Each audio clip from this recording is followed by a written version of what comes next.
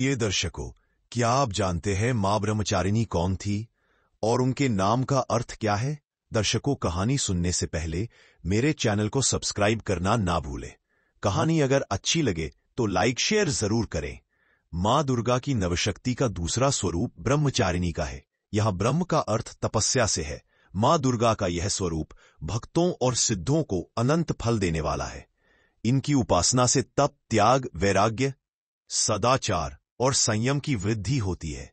ब्रह्मचारिणी का अर्थ तप की चारिणी यानी तप का आचरण करने वाली।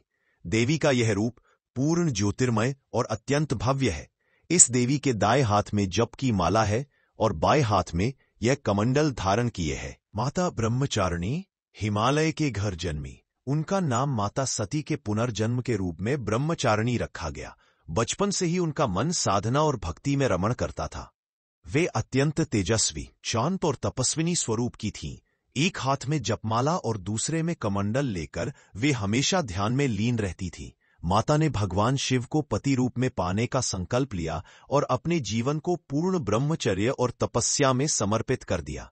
उन्होंने साधना की शुरुआत साधारण आहार से की। फल, कंद मूल और जल का सेवन कर। यह तप उन्हें मानसिक और शारीरिक रूप से मजबूत बना रहा था।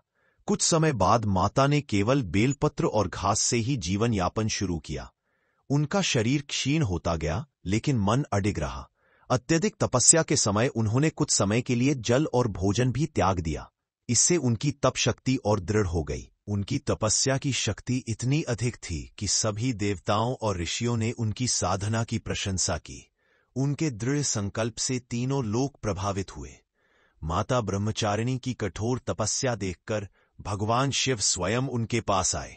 उन्होंने माता की भक्ति और तप को देखा और प्रसन्न हुए। भगवान शिव ने माता को अपनी पत्नी के रूप में स्वीकार किया। तपस्या और दृढ़ता के कारण वे पार्वती के रूप में प्रसिद्ध हुईं। माता ब्रह्मचारिणी की पूजा से जीवन में संयम, तप और धैर्य की शक्ति मिलती है। साधक को ब्रह्मचर्य का वरदान प्राप्त होता है और कठिनाइयों में सफलता मिलती है। इस देवी की कथा का सार यह है कि जीवन के कठिन संघर्षों में भी मन विचलित नहीं होना चाहिए। मां ब्रह्मचारिणी देवी की कृपा से सर्वसिद्धि प्राप्त होती है।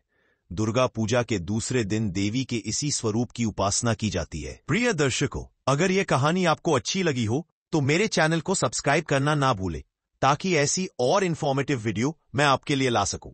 धन्यवाद।